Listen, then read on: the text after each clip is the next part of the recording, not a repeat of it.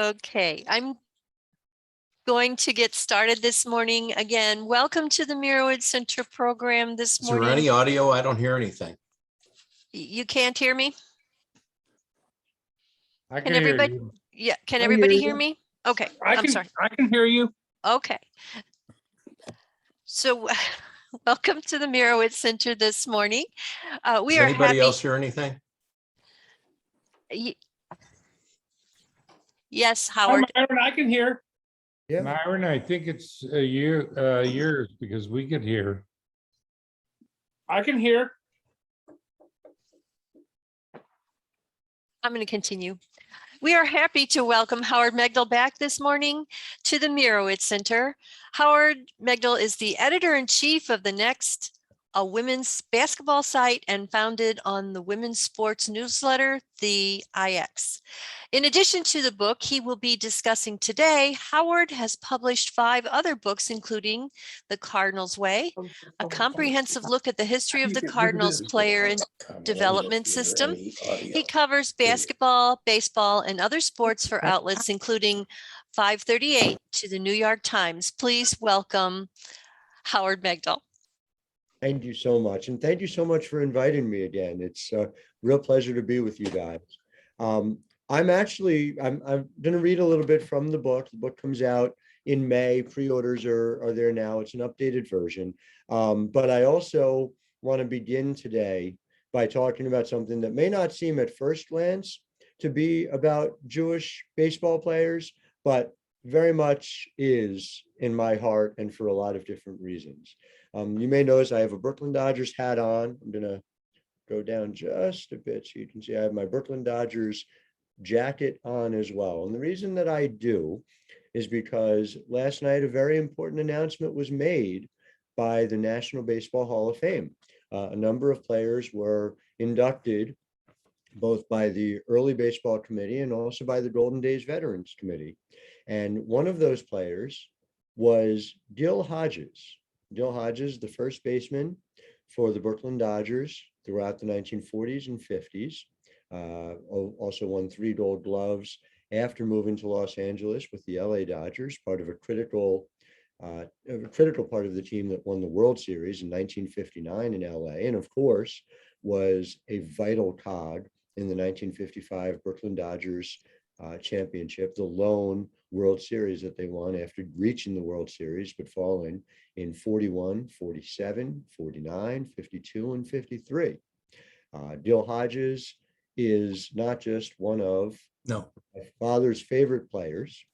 My father, who turned 75 in November, but Gil Hodges was a real fan favorite of Brooklyn Dodgers fans generally. Now, why does that matter on a talk about Jewish baseball? Well, if you go back to the 1954 edition of the Sporting News, there is an incredible fact, and one of my favorites.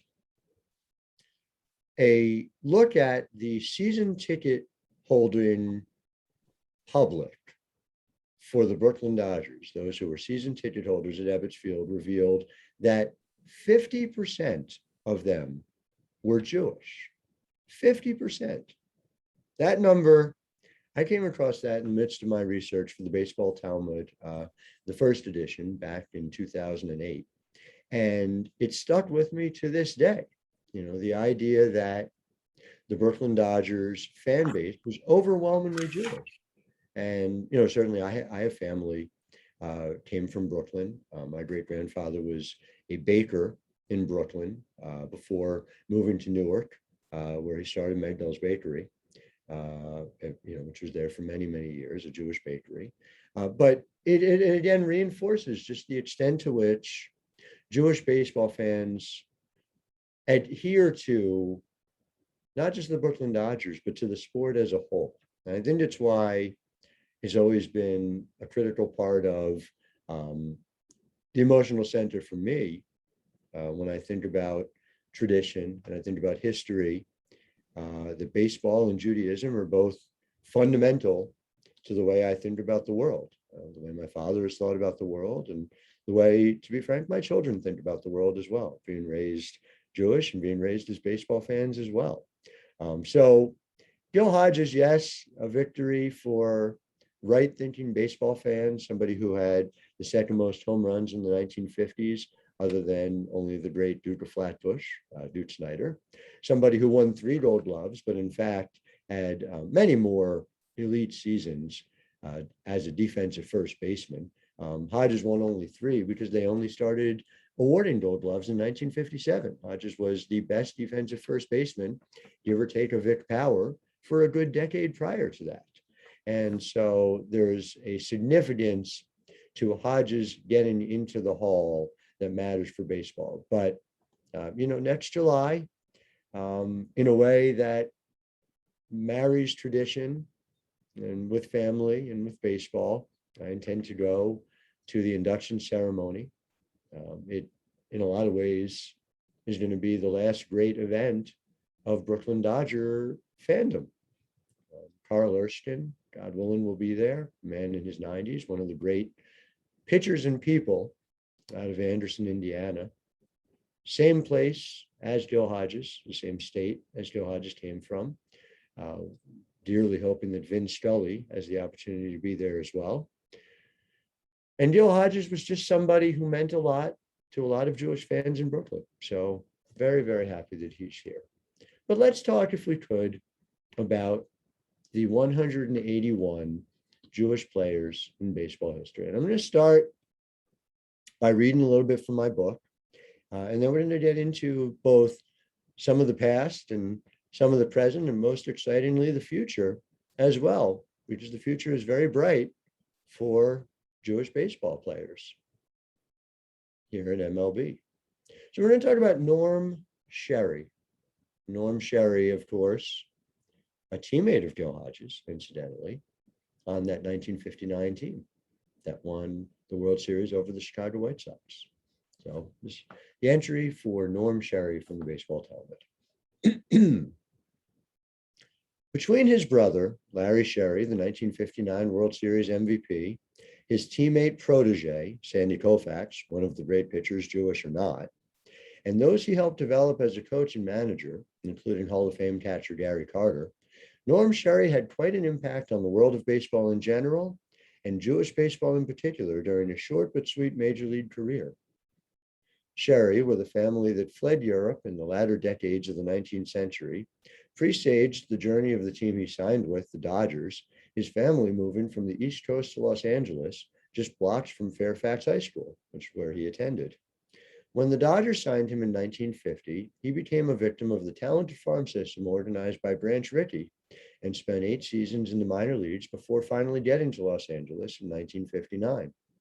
Though he got into just 2 games, he was able to see his brother shut down the White Sox and help the Dodgers win their first post-betrayal title. And yes, parenthetically, I consider it a betrayal by Walter O'Malley that the Dodgers were taken from Brooklyn, a place where they were drawing very well and had a spirited fan base that they have to this day, moved to Los Angeles simply for more money. Unforgivable, but I digress.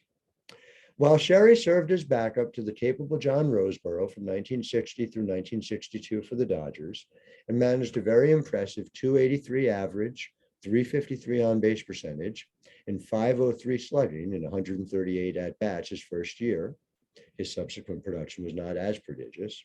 His largest contribution to the Dodgers, and indeed to baseball, was finally convincing a hard-throwing project named Sandy Koufax to take just, you may have heard of Koufax, to take just a bit off his fastball and throw more breaking pitches in exchange for control during spring training in 1961 in Vero Beach, also known as Dodgertown.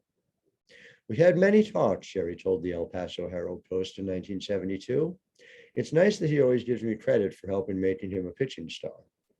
Koufax, who had considered quitting baseball after a lackluster 1960 season, consider that for a moment. Koufax quitting baseball, how different it would have been.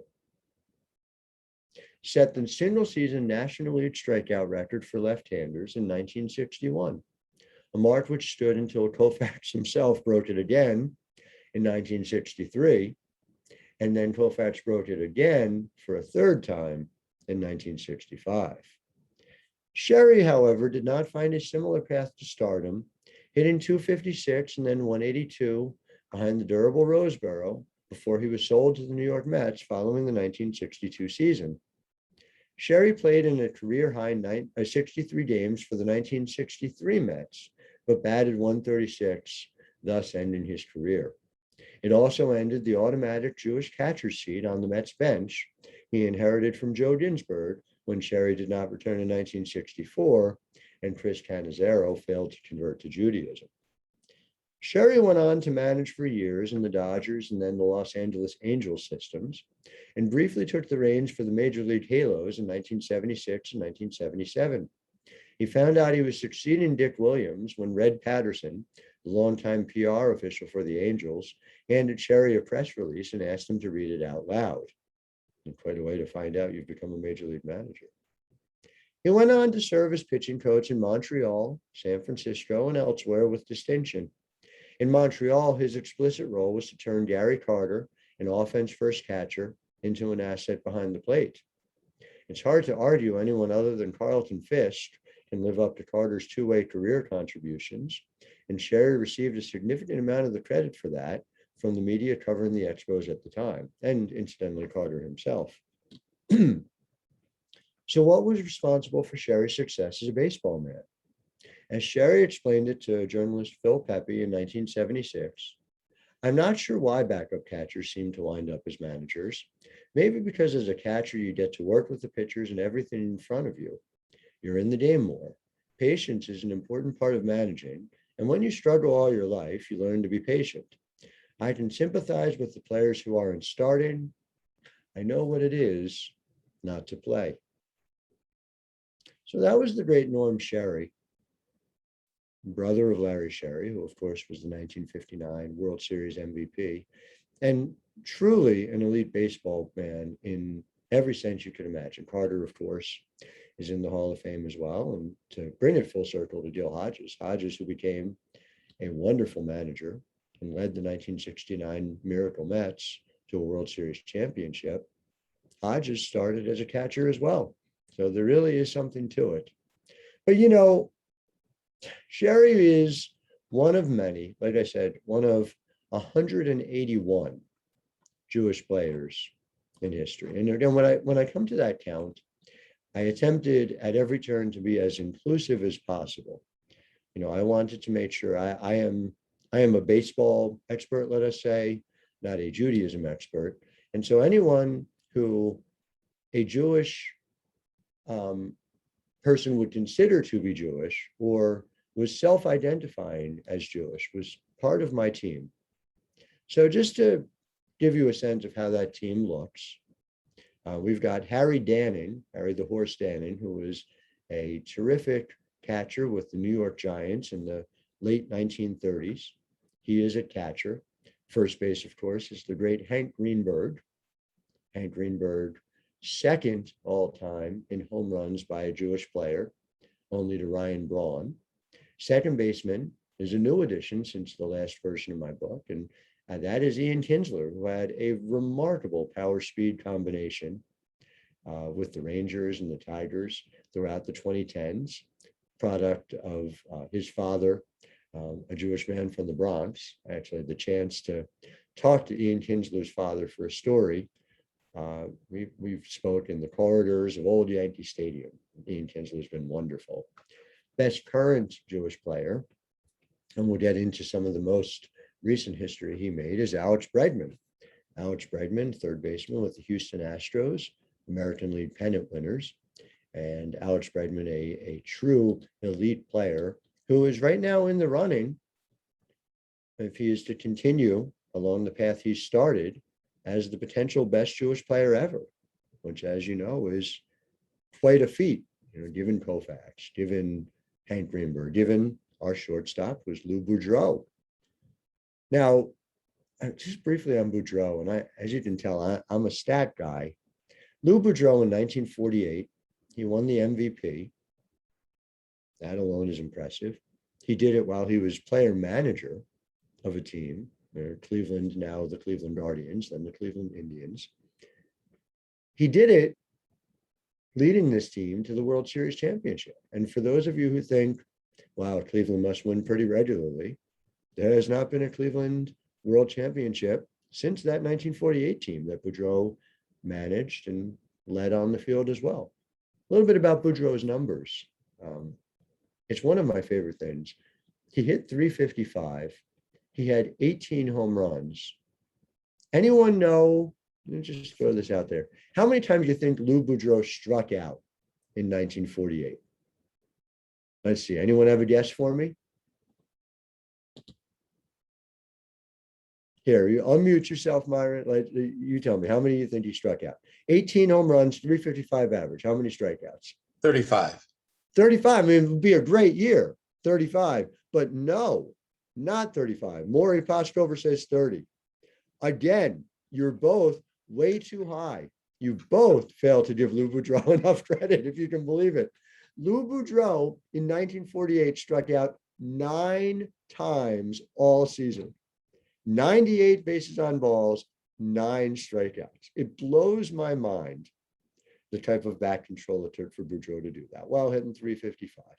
So truly one of the great seasons anyone has ever had in baseball history. And so Boudreau, who had a Jewish mother, is our everyday shortstop. In left field, I have Ryan Braun, who, as I mentioned previously, with 352 home runs, has the most in Jewish baseball history. He is ahead of Greenberg, who had 331, and Sean Greene, who had 328. Now, I do have to say, in fairness to Hank Greenberg, the reason Greenberg is second and not first is because Greenberg spent 4 full seasons in the service. And Greenberg was one of the first major league players to enlist. Hank Greenberg fought the good fight for 4 years. He came back then in the waning days of the 1945 season, where he hit a home run in his first game back for Detroit and led the Detroit Tigers in 1945 to the American League pennant. So it's hard to say that Hank Greenberg isn't the greatest home run hitter in Jewish baseball history. Certainly in those 4 years, Greenberg would have hit the extra 22 home runs that would have allowed him to pass Ryan Braun all time. But those are the numbers. That's where we are, in much the same way that Ted Williams has 521 home runs. But in fact, if Ted Williams had not missed his 3.5 seasons for World War II and another almost 2 seasons for the Korean War, Ted Williams would have hit about 700 home runs, would be a fair estimate.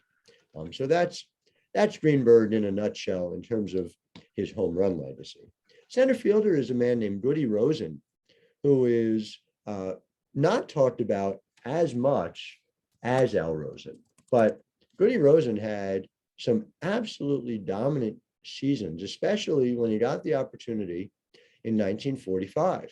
Hit 325 with a 379 on base, hit 12 home runs, 6 stolen bases, and played a Gold Glove caliber center field for the Brooklyn Dodgers that year. Again, a player who is part of what is a tremendous baseball tradition in Judaism, and somebody who I think needs to be talked about more.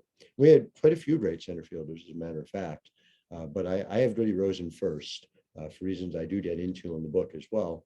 And then in right field, we've got the great Sean Greene. Now, I had the opportunity to get to meet Sean Greene a few years ago, right there in St. Louis, which, as I've mentioned on previous Zooms, is a town very close to my heart, a place I'm eager to return to in 2022, just for a variety of reasons, not just because it is a baseball town, although it very much is a baseball town. And that means a lot to me, not just because in Powell Hall, I'm trying to explain what Powell Hall means to me. The St. Louis Symphony and a great symphony orchestra is the mark of a great town to me, as much as being a baseball town matters. And Powell Hall being renovated, being in existence for as long as it has, having great acoustics, very significant to me as well. So any place, before we even get into the great restaurants in St. Louis, any place that has a great symphony orchestra and a great baseball team is okay by me. But anyway, I had the opportunity to, sorry about that. I had the opportunity to get to meet Sean Greene at the great St. Louis Jewish Book Festival. And Greene wrote a book called The Way of Baseball, in which he thought about in not just in baseball terms, but in psychological terms, in emotional terms, what it means to be a baseball player and a star and a Jewish player as well. And what's interesting about Greene is that in a way that has recurred throughout Jewish baseball history, his Judaism ultimately was more limited when he started in baseball. But the way in which Jewish baseball fans cared about the game and about his success ultimately brought him closer to his faith. And it's a story you see again and again. We saw it through Greene, and we saw it through Koufax, and we saw it through Hank Greenberg. In each case, people who were more culturally Jewish than religiously Jewish, but found their way back to the faith in with greater fervor because of it. So Sean Greene was the great Jewish player of the turn of the century, 20th into the 21st century. That legacy followed Koufax and Greenberg. And so Sean Greene, in the waning days of the 2001 pennant race, made the decision not to play on Yom Kippur. Now, that was not a new decision, right? Hank Greenberg did that in the latter days of the 1934 pennant race, where the Detroit Tigers were battling the New York Yankees. He played on Rosh Hashanah, but not on Yom Kippur, in consultation with his rabbi, who I can only assume was a big Detroit Tigers fan, who let him play on Rosh Hashanah, where he hit 2 home runs, and Greenberg and the Tigers beat the Yankees 2-1. But he didn't play on Yom Kippur. And it wasn't because Greenberg was a very religious Jew, but he talked about how he understood that he meant something more to Jewish fans. That was the reason he did it. It was a gesture of respect for his faith and for the people who cared about him and rooted for him most wholeheartedly. You know, by the time the war came around, there's this great Greenberg quote that I always think about when I think about him.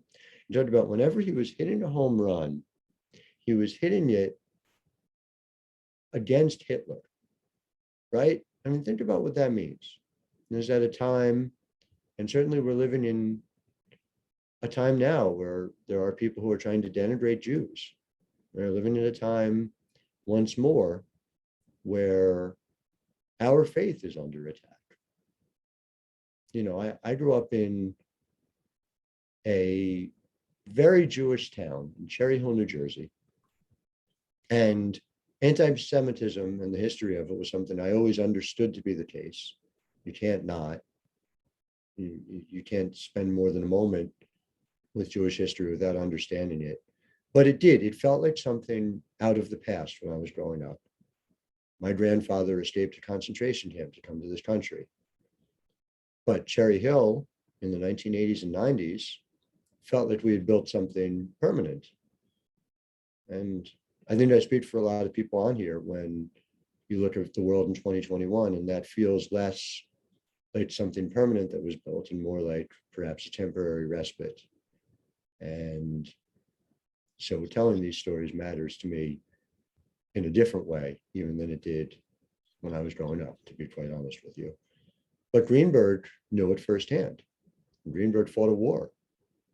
And so when Hank Greenberg, a big, strong, public face of Judaism, was able to succeed the way he did, I understand it in a different way, hitting a home run against Hitler. Well, that's what he did 331 times, stopping in between to go fight a war against him.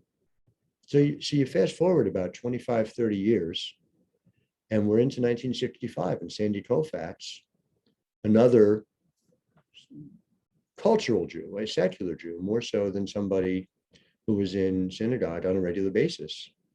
Koufax faced a similar question in Game 1 of the 1965 World Series. And it's so striking to me that Koufax comes to the same conclusion. It is Yom Kippur. It is the holiest day of the Jewish year. And Koufax elects not to pitch on Game 1. Now, what did he do after that?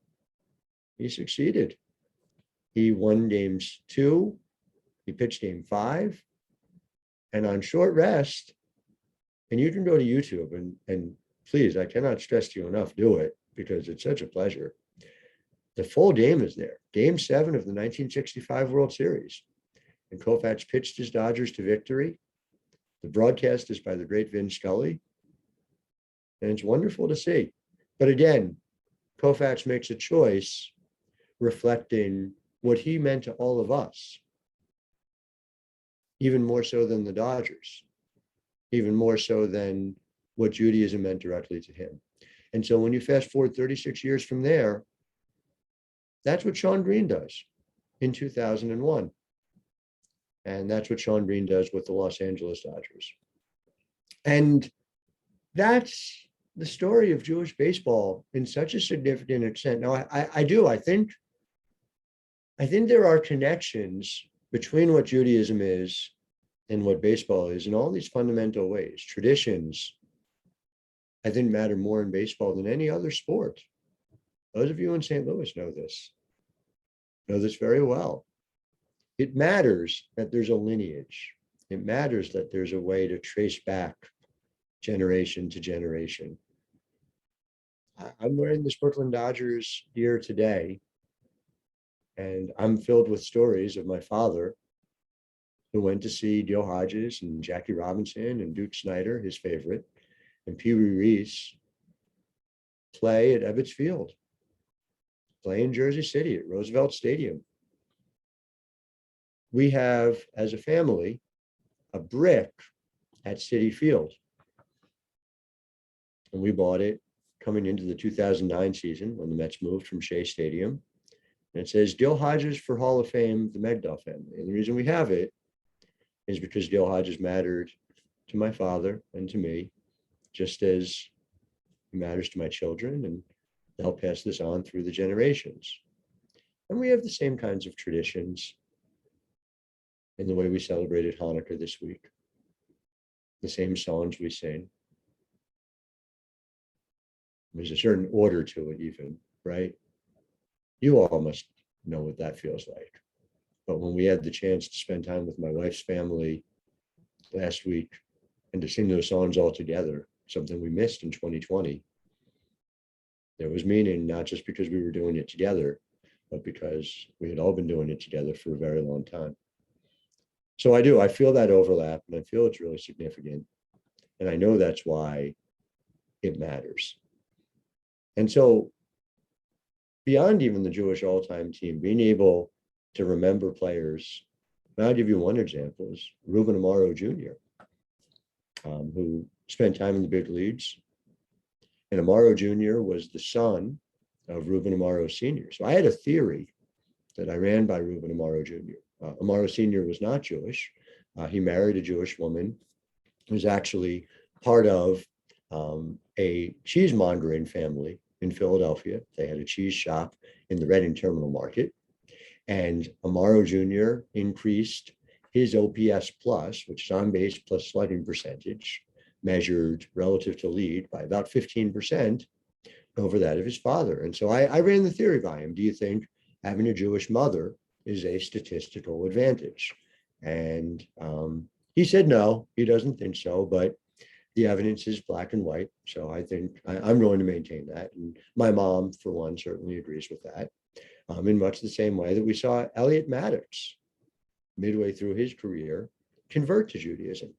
Elliot Maddox at 232, the year before he converted to Judaism, and 303, the year after he converted to Judaism. So again, I think the statistical evidence suggests that being Jewish provides a significant boost in a way that the players ought to consider, at this time where performance enhancing drugs are something you want to stay away from, perhaps instead you go to the nearest synagogue and you can find yourself some extra points of batting average. Certainly there are some players on the Cardinals who could use that coming into 2022 as well, after the season that, for instance, Paul DeYoung had, who we'd certainly welcome to the fold.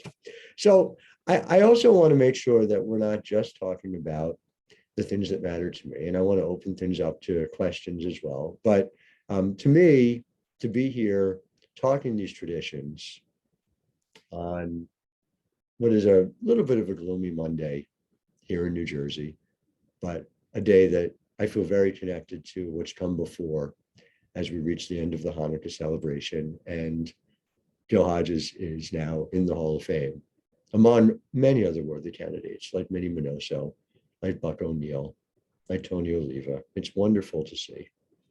And I'm all for it. I'm a big Hall guy.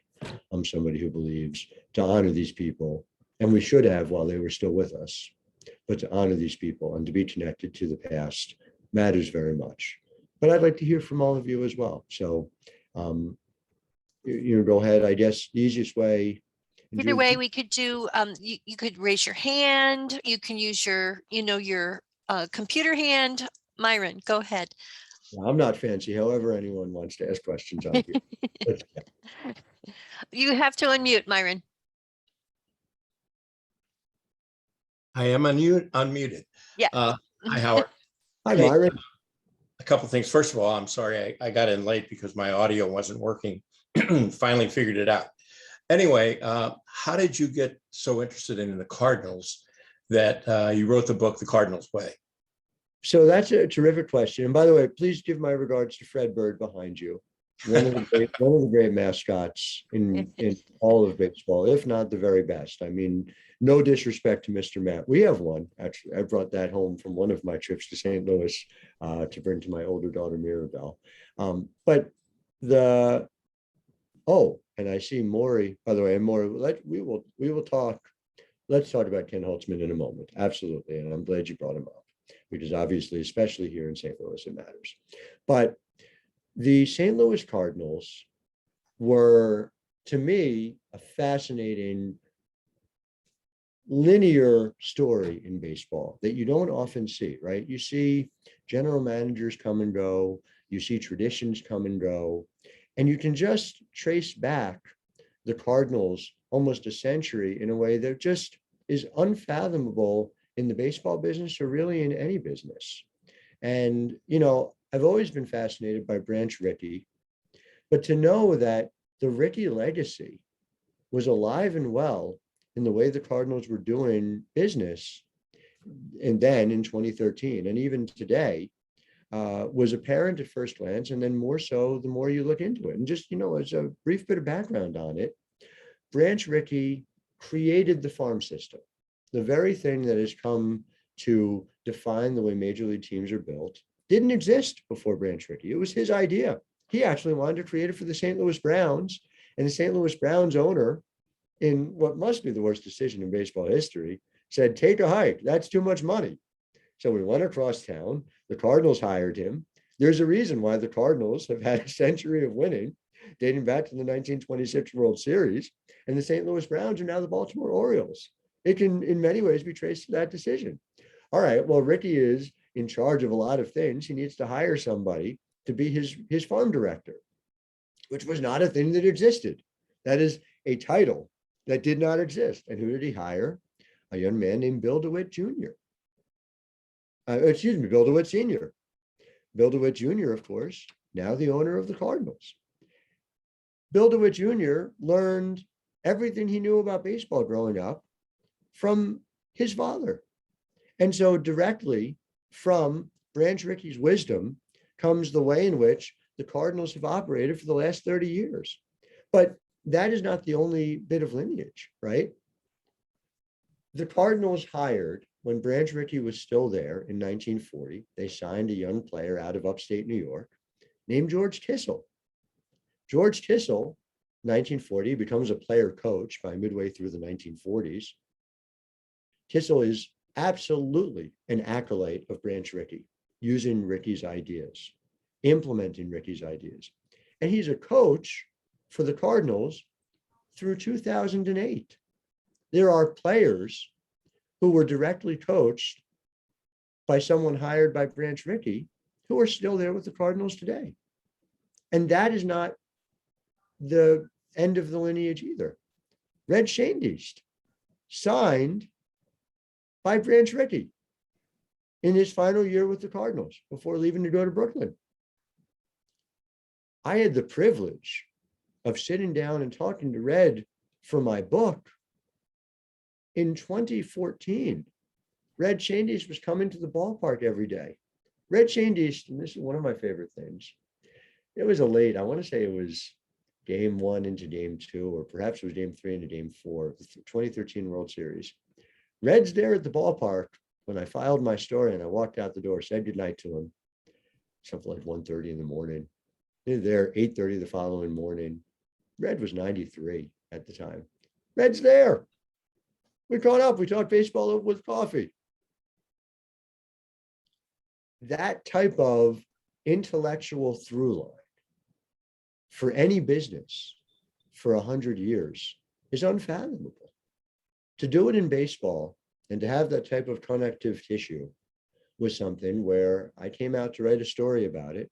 And I came home and I said to my wife, I have to write this book.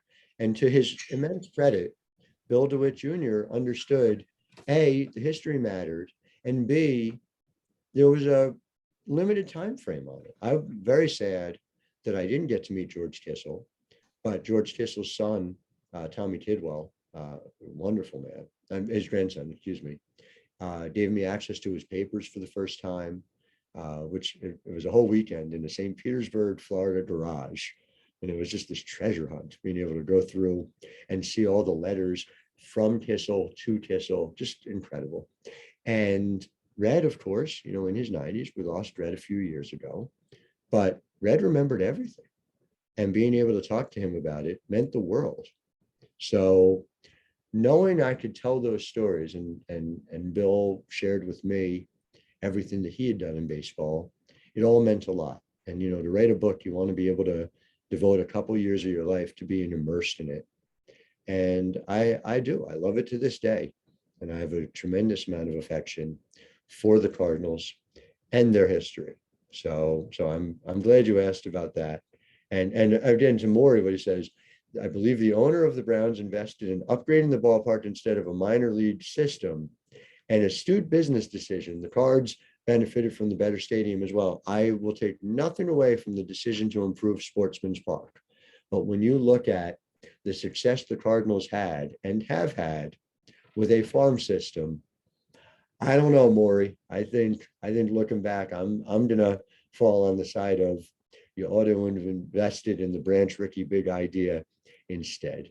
But let's talk about Holtzman, because it is important that we do so. And yes, in raw win terms, Ken Holtzman has 174 career victories. Sandy Koufax has 165. So I understand why, if we're talking purely in those terms, that yes, Ken Holtzman, who was a great pitcher, absolutely worthy of respect. But Sandy Koufax retired at age 31. Sandy Koufax almost certainly could have had routine surgery and gone on to win 250, 300 games. I mean, just, you know, there's a difference in quality, even though in quantity, Holtzman has a slight edge. But not being quite up to Sandy Koufax is not a slight on anybody.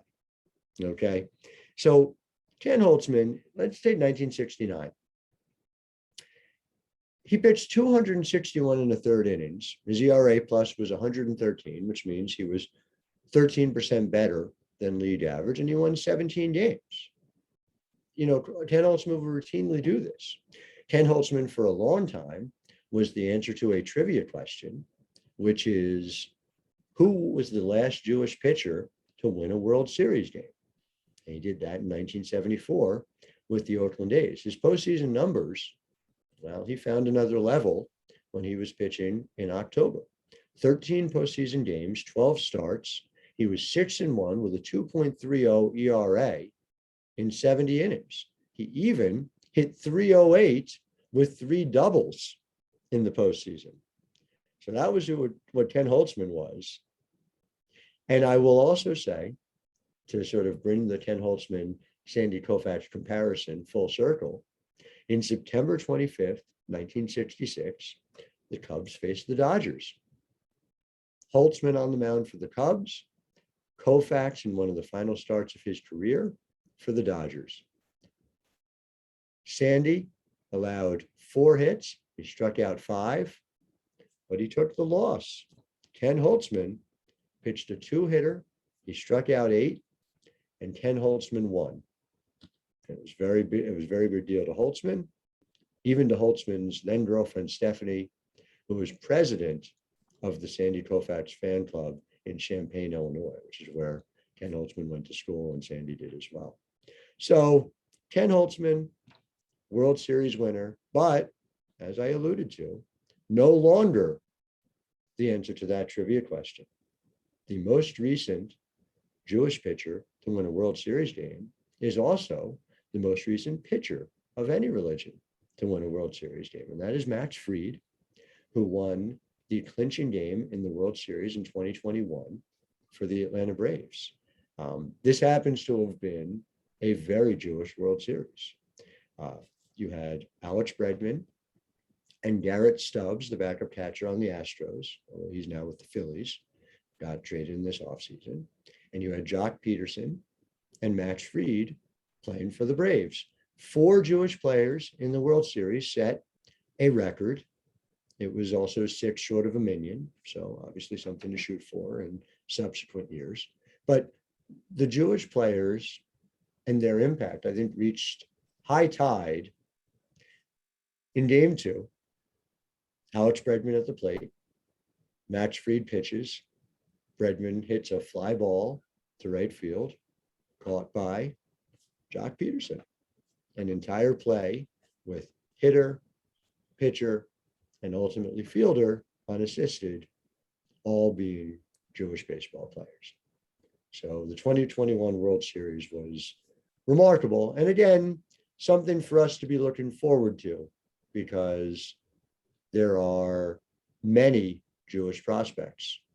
And I have a list of the top 18 Jewish prospects, but the very best, a young man named Hunter Bishop. Hunter Bishop is a tremendous power hitting outfielder in the San Francisco Giants organization. He hit a long home run in the Arizona Fall League All-Star Game. The Arizona Fall League, for those unfamiliar, is a place where all the major league teams send their top prospects to face off with one another. Jewish baseball's future is very bright. Dee I hope that Berman? answers- Oh, Yes. I'm sorry. No, Dee go Dee ahead. has a question. I have a question. I got a phone call during the call, so I don't know if you mentioned my brother Shamsky, who played with the Mets in 1969. And during the run for the series that year, he also decided not to play on Yom Kippur. That's correct. That's correct. And first of all, it's great to have baseball royalty with us. So thank you for joining. That's my friend. Art Shamsky, let's talk about Art if we can, because yes, there's that decision not to play, but there's also just the fact that Art Shamsky was such a fantastic ball player. And Shamsky in 1969 had an OPS plus, I have to go back and look, but I believe it was something like 145. He was something like 45% better than league average. Shamsky, both in his time with Cincinnati and his time with New York, was an elite power hitter, somebody who was tremendously capable of helping ball clubs, as indeed he did, by leading the 69 Miracle Mets, who simply don't win without him. Shamsky, of course, and I'd love to ask you a question, to be honest, because I've heard him talk about the role Gil Hodges played on that team. How excited is he that Gil was elected to the Hall of Fame? I just texted him and he texted me back that he did an interview. I don't know who it was with. Let's see if I can find it back in here. He does podcasts and he said he did interviews on last night and this morning. So I think he's probably pretty excited, would be my guess. I mean, the thing about him, his career OPS plus was 110, which means he was obviously a guy who can and should have played full time. But I even go back, because again, a lot of people talk about what your brother did in 69 with the Mets. And don't get me wrong, I'm a lifelong Mets fan. I was raised by a Mets fan. And so you can imagine, raised by a Jewish father who was a Mets fan, your brother meant a lot in our history growing up. I think during that year when they were in the run for the World Series, they were platooning people. So they weren't playing every day. They were switching off. That's right. I mean, it was he and Swoboda, who obviously was, a terrific player in his own right. All I'm saying is I'd have liked to have seen a different career where Art got to play every day because, I'm glad. I had a feeling. Every time he got up to hit. I can imagine. But let's talk about what he did in 1966, because this is one of my favorite things. Before he even came to New York, he put up numbers. This is a 231 batting average. And so, a lot of people who are just focused on batting average say, oh, that's low. Well, first of all, it was the heart of the pitcher's era. His on-base percentage was 321, which is very solid. And his slugging was 521, which is incredible for that time. So he's on that 66 Reds team. His OPS plus, which again is relative to league average, is 121. So he's 21% better offensively than the league average. Well, I don't know if you guys have heard of this guy, Pete Rose. Pretty decent player in his own right. Pete had an OPS plus of 115. Art had a better year than Pete did in 66.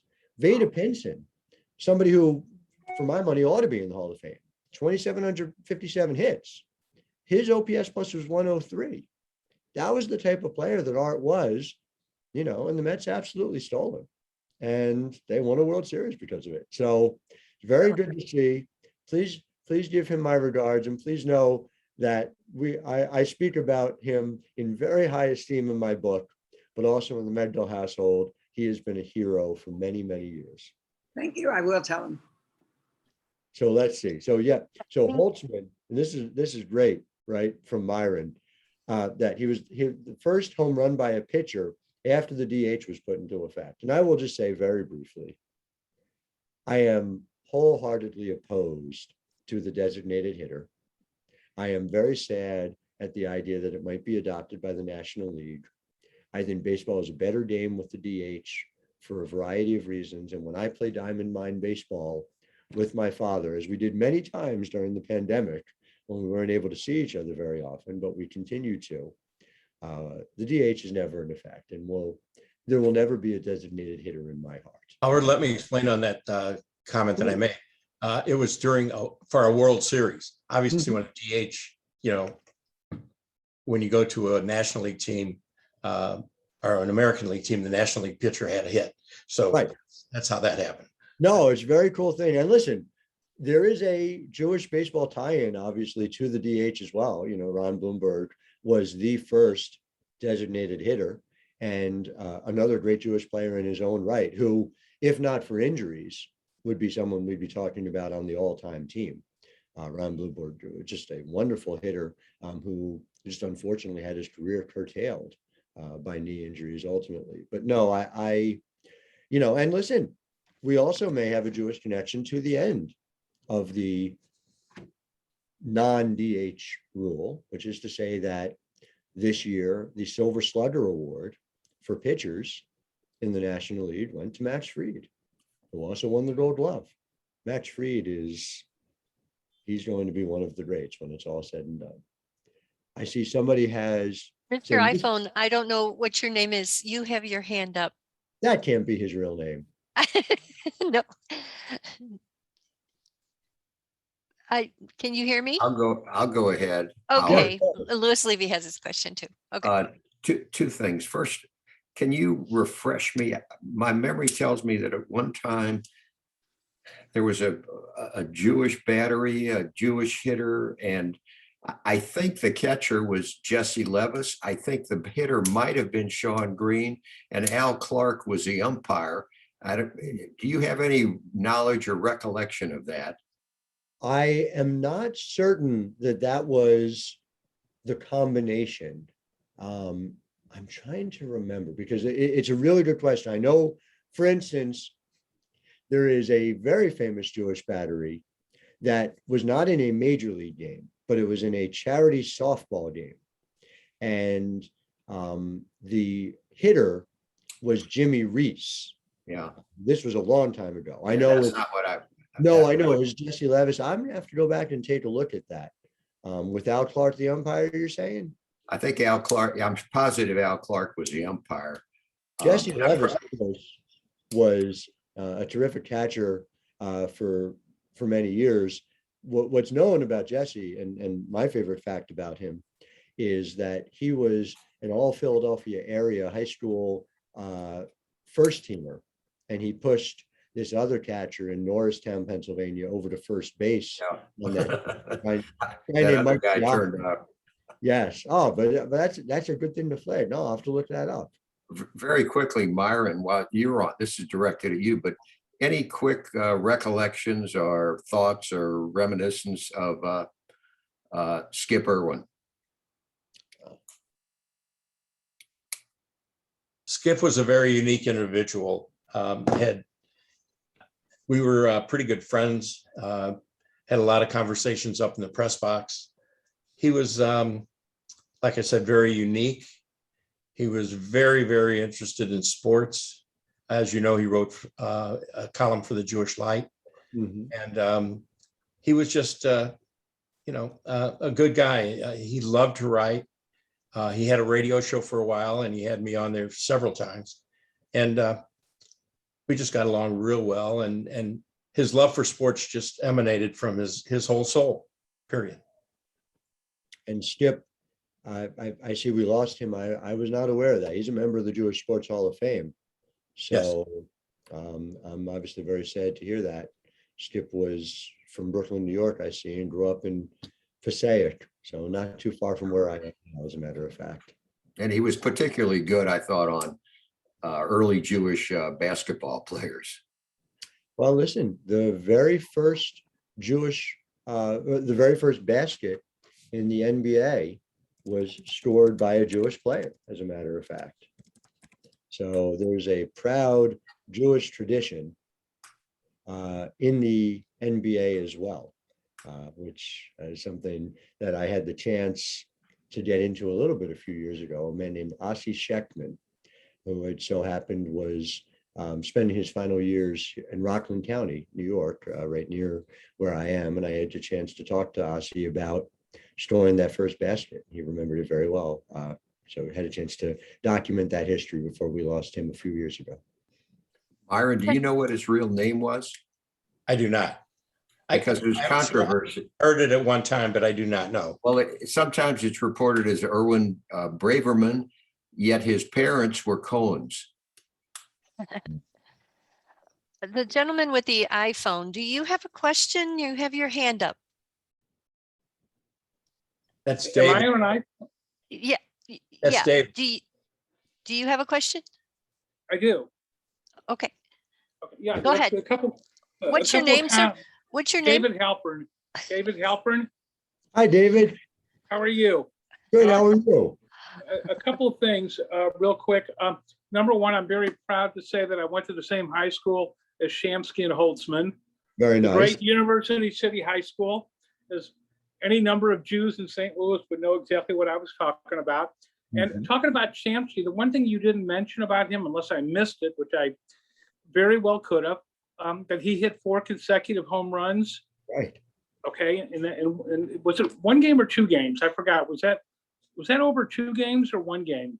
I believe it was over 2 games. I don't believe he was somebody I thought who so. was among the 4 home runs in a single game. Keeps coming up. Gil Hodges, of course, did that. 4 home runs in a single game, and a handful of others. But yeah, 4 straight home runs. And also, you were talking about Ron Bloomberg. He was also at the Jewish Book Festival a few years ago. Mhm. Very interesting guy. It was a very Yeah. enjoyable, what he said. And when you say you're coming to St. Louis next year, I kind of hope that's what they're going to have you do. Well, I would look forward to that. I I'm not would on the love it. committee. yes. I'm not on the committee. But anyway, I just wanted to mention that. I very much appreciate that. I'll tell you, I've had the privilege of being out there twice for it. I was there for the first version of the baseball Talmud, and then I was the one who had the chance to interview Sean Greene for The Way of Baseball. And it is, for any of you who are in the area, if you have the opportunity, don't miss that event every year. There's such warmth. There's such a feeling of community there. I even had the thrill before we did the event was I got to have dinner And I sat next to Sean Greene, and my wife had come out with me, and she got to sit next to this very well-dressed gentleman. And she didn't know him very well, but she said, I think his name was Lou. I said, that's right. You got to spend all night chatting with the great Lou Brock, who was just, I was very sad that we lost Lou, because he was every bit the gentleman that you've heard about, and made quite the impression on my wife, who didn't know that he had all those stolen bases, but knew he was a great man all the same. I go to the sports one every year. Yeah. So I've seen you there before. Oh, wonderful. And I do go to the sports one every year. I can't read, so I don't buy the book. No, I'm kidding. Well, even so, it'd be great to see you again. Even though I went to U City, I still can't read, but. Right, exactly. I don't believe you, but all the same. Thank you for doing this. Oh, please, this is my. Thank you for doing this. Me. I was a huge, my favorite baseball player of all time, athlete of all time, is Koufax. I'm a Jewish boy growing up in the 60s. Who else should it have been?